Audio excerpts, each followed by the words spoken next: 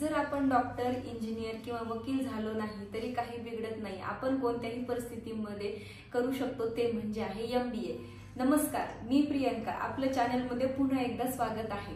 जर तुमचं ग्रॅज्युएशन पूर्ण झालेलं असेल आणि तुम्हाला पुढे शिकण्याची इच्छा असेल तर तुमच्यासाठी MBA हा एक बेस्ट ऑप्शन असू शकतो. आजच्या व्हिडिओमध्ये आपण बघणार आहोत की MBA म्हणजे काय, MBA करण्यासाठी आपल्याला पात्रता कोणती लागते, MBA करण्यासाठी MBA झाल्यानंतर आपल्याला सॅलरी किती भेटते, जॉब ऑपॉर्च्युनिटीज कोणत्या कोणत्या क्षेत्रामध्ये भेटतात, हे आपण आजच्या व्हिडिओमध्ये बघणार आहोत. तर सगळ्यांना विनंती आहे की व्हिडिओ शेवटपर्यंत बघा आणि चॅनलला सबस्क्राईब करा.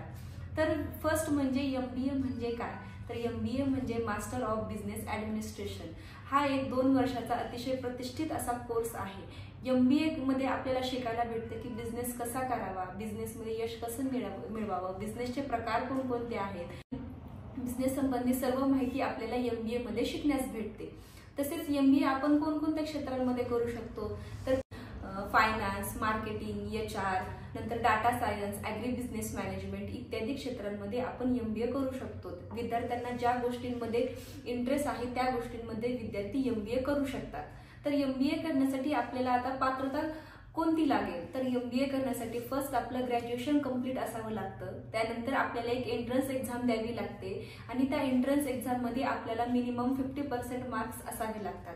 तर MBA करण्यासाठी आपल्याला एंट्रन्स कोणती द्यावी लागते, जर आपल्याला ऑल इंडियामध्ये MBA करायचं असेल तर आपल्याला CAT ही एक्झाम द्यावी लागते.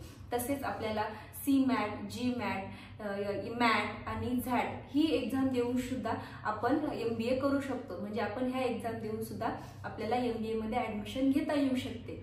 तर आता बघूयात की MBAs मध्ये ऍडमिशन घेण्यासाठी इंडियाचे कोणकोणते टॉप मोस्ट कॉलेजेस आहेत. तर इंडियाचं सगळ्यात टॉप मोस्ट कॉलेज आहे IIM म्हणजे इंडियन इन्स्टिट्यूट ऑफ मॅनेजमेंट, जे की लखनौ, इंदोर, नंतर कोलकाता, अहमदाबाद या ठिकाणी आहे. विद्यार्थ्यांना वाटतं सोपं नाहीये IIM मध्ये ऍडमिशन घेण्यासाठी, कारण IIM मध्ये ऍडमिशन घेण्यासाठी विद्यार्थ्यांना खूप मेहनत घ्यावी लागते. तसेच भारतामध्ये दुसरेही प्रायव्हेट कॉलेजेस आहेत की जे तुम्हाला बेस्ट MBA एज्युकेशन देऊ शकतं.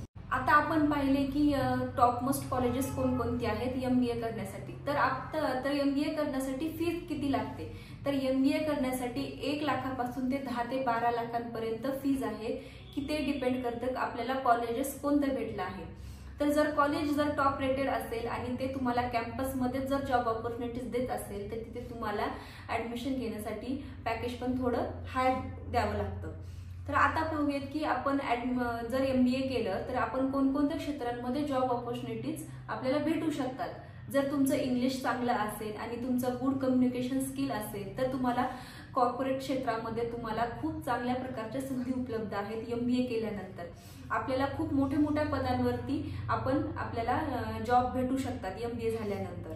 तर आपल्याला सॅलरी किती राहील MBA झाल्यानंतर, तर आपल्याला स्टार्टिंग सॅलरी राहते 3 ते 4 लाख रुपये पर इयर. आणि जर आपल्याकडे एक्सपिरियन्स असेल, म्हणजे आपण जर ग्रॅज्युएशन केल्यानंतर 1 ते 2 वर्षाचा आपल्याला एक्सपिरियन्स असेल तर ते पॅकेज सुद्धा थोडंसं हाय होतं. म्हणजे आपण 5 ते 6 लाख रुपये पर इयर पर्यंत सुद्धा कमवू शकतो. तर त्यांना काही विद्यार्थ्यांना प्रश्न आहे की आपण MBA हिंदी किंवा मराठी माध्यमांमधून करू शकतो का, तर काही युनिव्हर्सिटीज आपल्याला हिंदी मराठी माध्यमातून MBA ऑफर करतात, पण त्याचा काही पुढे विद्यार्थ्यांना फायदा होत नाही.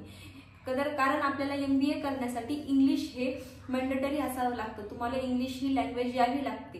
त्यासाठी विद्यार्थ्यांनी फर्स्ट इंग्लिशला प्रेफरन्स देऊन इंग्लिशमध्ये आपलं कम्युनिकेशन स्किल उत्तम करावं, जेणेकरून तुम्हाला MBA करण्यासाठी ते उपयोगात येईल. आणि MBA झाल्यानंतर ज्यावेळेस तुम्ही कॉर्पोरेट क्षेत्रामध्ये जॉब करता त्यावेळेस तुम्हाला इझिली जॉब ऑपॉर्च्युनिटीज भेटतील.